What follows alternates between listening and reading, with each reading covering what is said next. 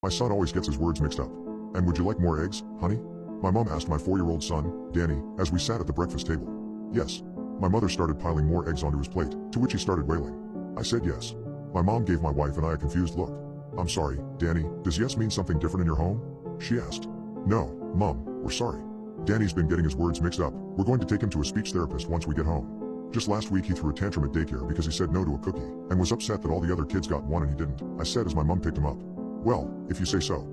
I'll go bathe Danny, and then we can head out to the London Eye. Are you excited to go on the big Ferris wheel, love? My mom asked. No. Danny excitedly exclaimed, throwing his hands into the air, and we all laughed. This trip was almost perfect. It was the first time my American wife and son had visited my hometown of London, and so far we were all having so much fun. The only thing to put a damper on our vacation was my son's constant mixing up of yes and no. I should have got it checked out long ago, I know, but I guess I thought it was cute, and now I worried it was too late. My wife, Laura, seemed to think the same thing. Mark, we really should get Danny's speech checked. It could cause some problems later on. My wife Laura said. I mean, it's bad enough when you got a British accent from hanging around you. Well, like father like son, I joked, and we laughed. Just then my mom walked towards us, Danny in tow. He was holding his favorite stuffed animal, a Dalmatian plush he called Doggy, in his hands. He insisted on bringing Doggy along with him on our trip. Are you sure, love? I don't want Doggy to get lost. My mom said. No. I'm bringing him, Danny said stubbornly, and I laughed as I hoisted him up onto my shoulders. It really was a lovely day. We walked around London, took Danny and my wife to ride on their first double-decker bus, rode the London Eye, and all that touristy stuff. We ended it off by getting Danny some ice cream. Danny still kept all of his energy throughout the day, even as the adults slowly got more tired. He was running up ahead of us, which my mom and I had no problem with. We both grew up here, and we knew the area. Once he got out of our eye shot though, we began to call him back. Danny? Danny. I called, but he didn't come back. After 2 hours of searching, we called the police. After 2 days of searching, he was officially reported missing. I ruined my life looking for him. I made Laura sell our house in the USA so we could move in with my mom to continue searching for him. Every day, I'd wake up at 5 a.m. to search the city, not coming home until 10 p.m. that night. I wouldn't eat with my mom and Laura. In fact, most days I wouldn't eat at all. I became more irritated by small things. I started taking my anger out on Laura. Every week I'd send in a new police report, hoping they would do something about it. They never did. There wasn't enough evidence. They would say, it's a cold case. Laura left me 3 years after Danny disappeared.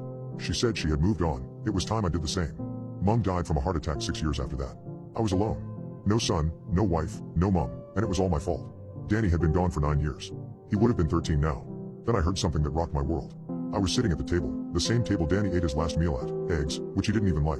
The news report came on, saying that the police had just busted a 9-year-long child slavery scheme in the middle of London. They were now rescuing all the kids. 9 years. In London.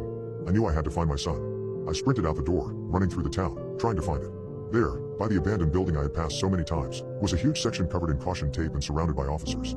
I could see hundreds of dirty, skinny children, and I knew Danny could be in there. I tore through the caution tape as police chased after me. I screamed my son's name as I avoided all the officers. Then something dropped at my feet.